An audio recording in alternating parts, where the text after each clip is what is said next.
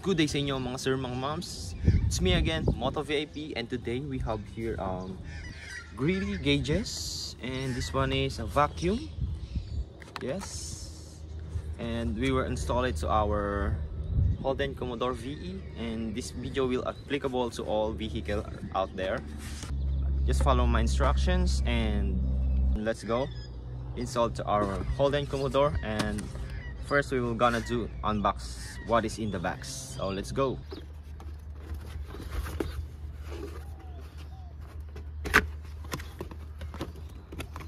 Okay, first one is meron siyang box, and ang laman nito is the wires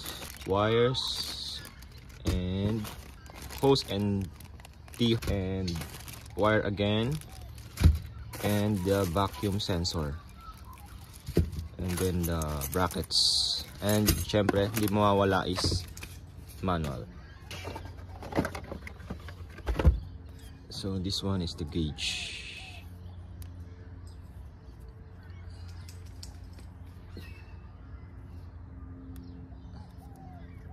Okay, let's get started. Let's go. Before we install it, and let's try first in our battery if this one is working. So this one is the wiring harness, 4 wires, black, yellow, red and white. This 3 is positive and this one is negative. So let's try it. Okay, install natin. We install this one here at the gauge, the letter of J1. The J2 is for the jumper. Pag meron kayong isang ganito and mag-install pa kayo ng another one, pwede nyo siyang ilagay dito sa J2. So let's try it.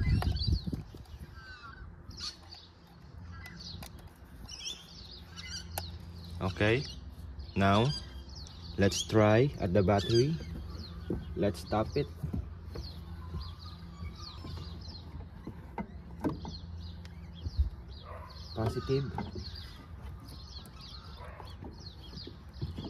Positive on, and the negative.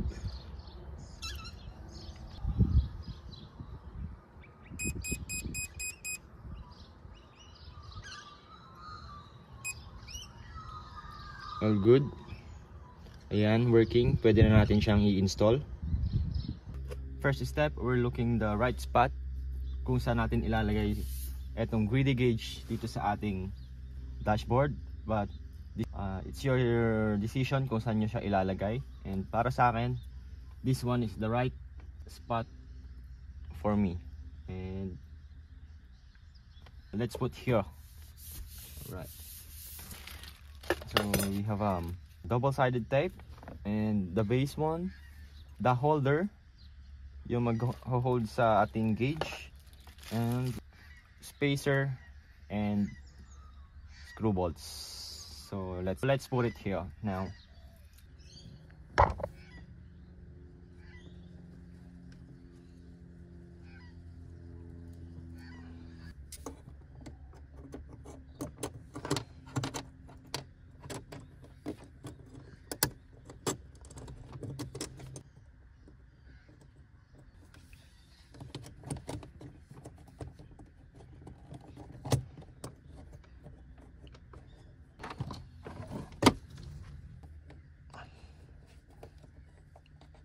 So we installed the gauge here at the dashboard, and let's start the wirings. Let's go. We need to extend these wires. This one is the power supply. We have black, red, yellow and white. The black one is the negative one. The red one is for battery. The yellow one is for accessory wire. The white one is for our park light or switch, park light switch. So we were gonna extend this one.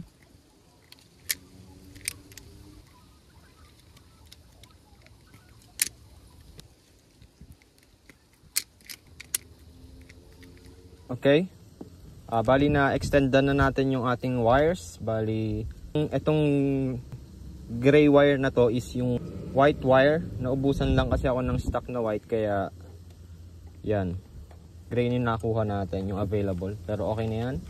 that's not a big problem. And the next one na gagawin natin is make sure na bumili kayo nito. Nabili ko lang to sa Repco para sa fuse na tayo kukuha ng accessory wire and battery supply. So kailangan natin to. So start na natin. Let's go. Ayun mga bro, bali ang una nating ilalagay is yung ating accessory wire. And kukuha tayo ng accessory wire doon sa ating cigarette lighter. And dito yon sa fuse box. Dahil sa cigarette lighter is accessory wire yon. Bali basahin nyo lang itong takip ng inyong fuse box. And yung sa akin is dito. Ito siya. Ayan. So para make sure natin gagamit tayo ng test light. Ayan. And testing na natin kung meron bang accessory wire yung ating cigarette lighter. Let's go. Make sure pagka mag-hanap kayo accessory wire is yon yung susian sa accessory wire. And yan, naka-on na tayo sa accessory wire. And subukan na natin. Yan. Ito yung ating cigarette lighter. And papatay natin yung susian. Dapat yan mamamatay. Patayin natin yung susian. And yan. Namatay na yung susian natin. Pinatay na natin. And wala na rin yung ating ilaw sa test light. Pwede na natin ilagay yung expandable fuse. So pwede na natin ilagay itong separate fuse box na may wire. Para meron na tayong accessory wire. So ayan siya. Tignan nyo naman kung gaano kalinis pag meron kayong ganito. And ito is accessory wire na siya. So mayroon na tayong accessory wire. Diyan natin ilalagay yung yellow wire. Susunod naman nating lalagyan is yung positive ng ating battery. Subukan natin kung meron na bang accessory wire to. Gagamitan natin ng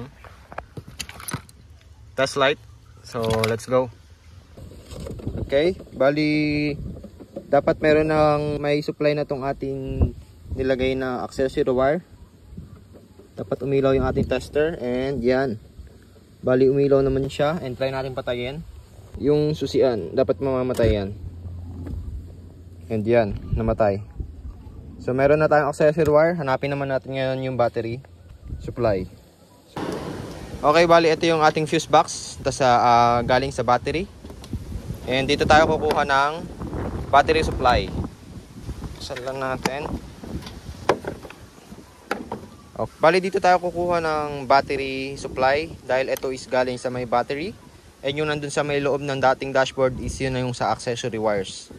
So ito is rekta to sa battery. So hanapan lang natin siya ng mas maganda pwesto.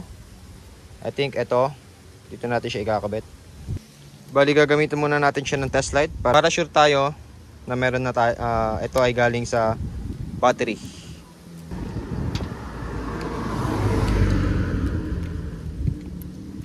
Bali yan, umilaw. So pwede na nating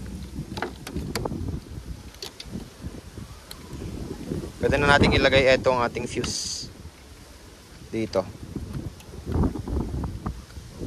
And tignan na uli natin ito kung meron bang supply. And yan, meron na tayong supply. Meron na rin tayong accessory wire. Dalawang wire na lang kailangan natin, yung negative at yung park light switch. So let's go. And ayan, dito ko na lang nailagay yung ating negative wire. So dahil ito ay chassis.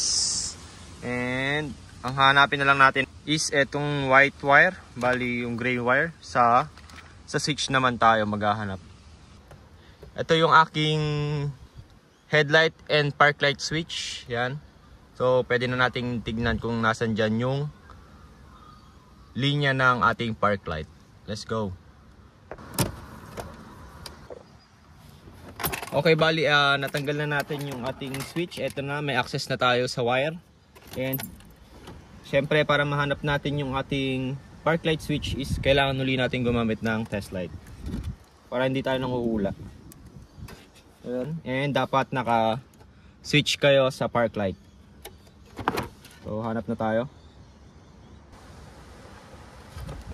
Yan, umilaw yung ating test light. Patayin natin. Okay, namatay. switch natin yung park light switch. Ayan, nag-on. It means etong yellow wire yung ating park light. Okay, pwede na nating ilagay yung white wire. Alright. So ayan, bali na ilagay na natin yung white wire. And extend na lang natin yung para sa battery para matesting na natin kung gumagana. Let's go. Ito na yung wire na pinahaba natin kanina. And pwede na nating itap dito sa ating fuse box.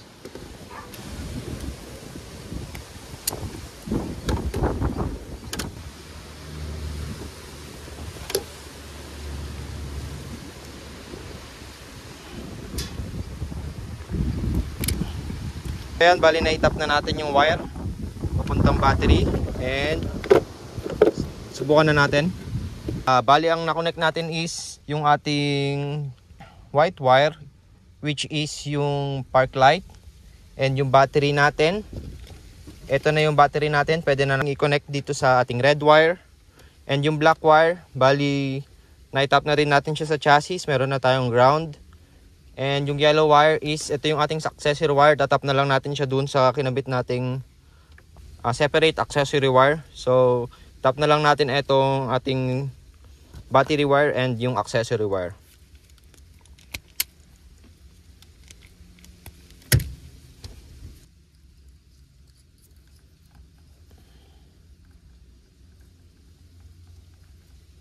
Okay. Yung accessory wire naman, itatap natin siya sa accessory wire. Bali, ito na yung ating yellow wire. I-connect na lang natin siya rito sa ating nilagay kanina na fuse box na may separate na wire. Itatap na natin.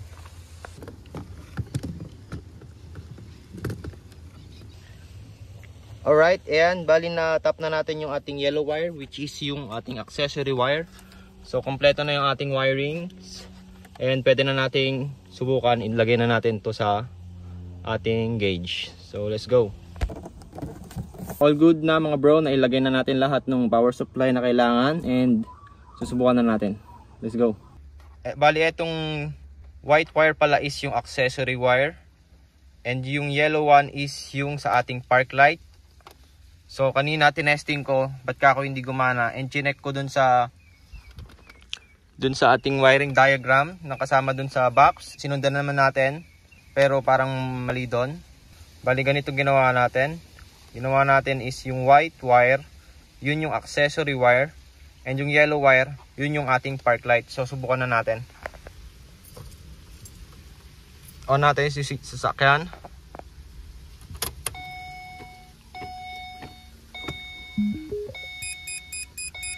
So ayan, all good na yung ating wiring, gumana na. So subukan natin paandarin yung makina.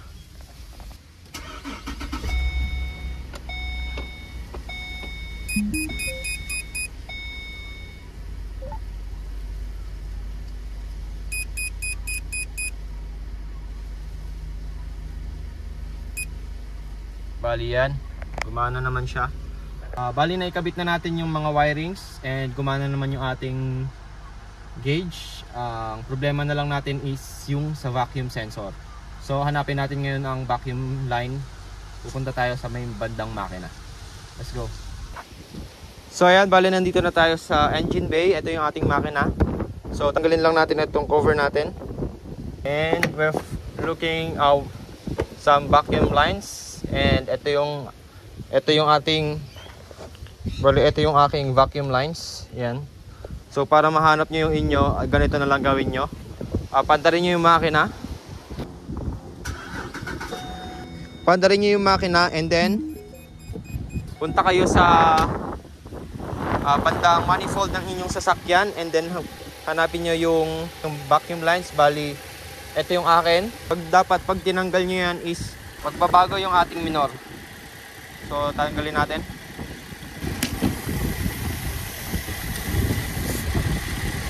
Bali naputol pala. So bali ayan, kung napapansin nyo, pagka merong singaw is nag-vibrate yung ating sasakyan. And pag hinawakan nyo tong line na to is tumitin na yung ating sasakyan. Tapos pag tinakpan nyo is bali hinihigop nyo yung iyong daliri. So ayan yung ating vacuum line. So lagay na natin yung hose. So bali ito yung kasama nung ano natin, binili nating gauge. Yung T and then some hoses. So ito, hose. So pwede na nating ilagay dun sa ating vacuum line. So ito, lalagyan natin siya rito. Bali yung hose natin parang palitin na. Dahil medyo marupok na siya. Mabilis na rin mag-crack. Itong hose na clear na to is dito sa gitna. And yan. Tapos kukunin natin yung sensor. Tapos ito yung ating sensor, lalagay natin sa dito. Ayan.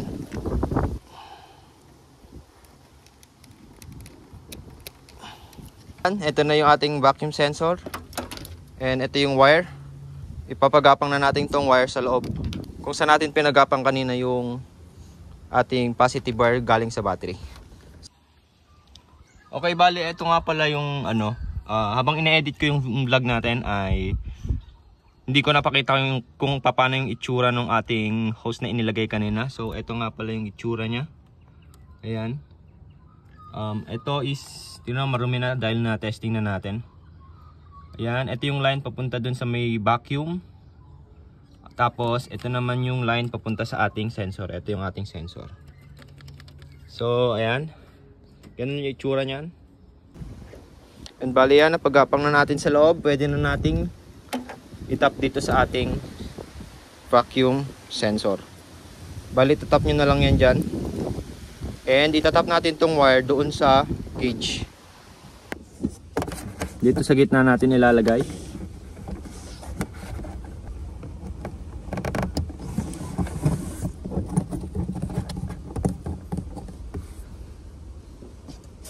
So all good na, nailagay na natin lahat ng kailangan ilagay. Kailangan itap yung vacuum sensor, yung ating power supply wire. Naitap na natin lahat, and ang kailangan na lang natin gawin is syempre i-testing. So testing na natin.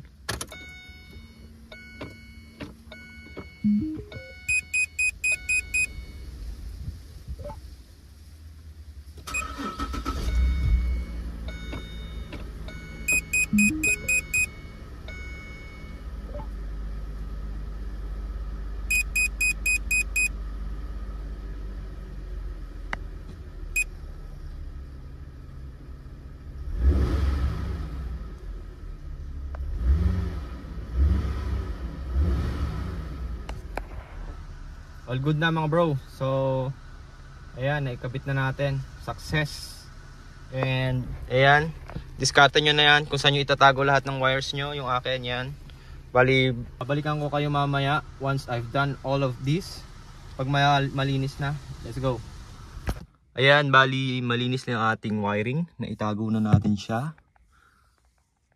Itong G-Ready gauge na to is 7 colors and 10 modes. Yung 10 modes na sinasabi ko is yung style niya kapag gumagana siya, yung parang interval niya. And syempre, subukan na natin.